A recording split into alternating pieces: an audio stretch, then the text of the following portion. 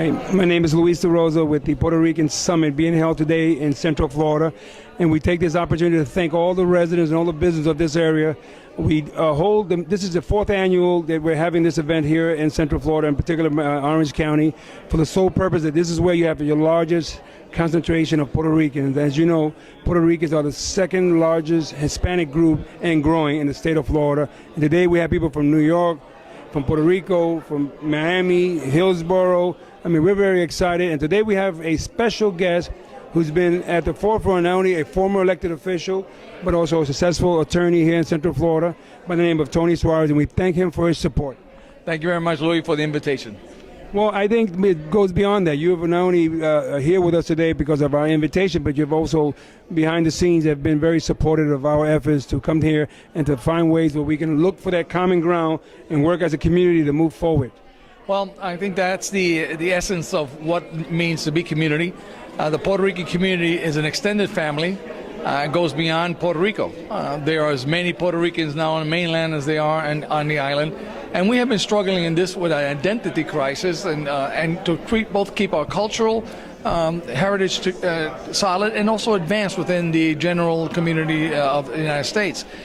That struggle you and I have been involved in for many, many years. And so the effort of the Puerto Rican Chamber and all your efforts have been doing exactly that, to try to put together all these diverse groups with South Florida, Central Florida, and previously New York, etc., to try to accomplish that. An economic advancement, integration of the communities, assistance both, because the Anglo community benefits from our talent and our efforts, and vice versa. So I think that's a tremendous effort. You have been at it for many, many years, and I think it's been successful. This is really growing into a very nice event. It's twice as big as I remember than it was last year. You've got a good attendance, and I think that this is portends for a very positive future. Good, thank you. And I think without your support, this would not have been made possible, believe me, when I tell you that. Because just to have the moral support, the encouragement, move forward in the midst of challenges and pitfalls, because you have that when you put together major events, especially when you're not from the town. Right. But so we thank you for your support. It's very important for us. It is my pleasure to assist in anything I can do to help adelantar the cause of the Puerto Rican community in here in the United States. We're still to do. I'm involved with the Puerto Rican Bar Association of Florida, and we're still struggling for just something as basic as civil rights. So that is a continuous struggle. It's a continuous, but it's part of what makes happen. It's what made America great. The immigration and migration of groups to this country has made it a great country, and what you're doing and what we're all doing together makes that possible. Well, part of that effort and part of that struggle is the moot court that is coming on. What do you talk about? Yeah, as Vice President of the Puerto Rican Bar Association of Florida, we have designed, and now we're going into our second year, of what's called a moot court competition, something very popular within the law schools. And what we have done is created a situation, a fact pattern, where the law students will get together and therefore litigate in a court of law. We have a 3-judge panel, and the students will argue a certain issue.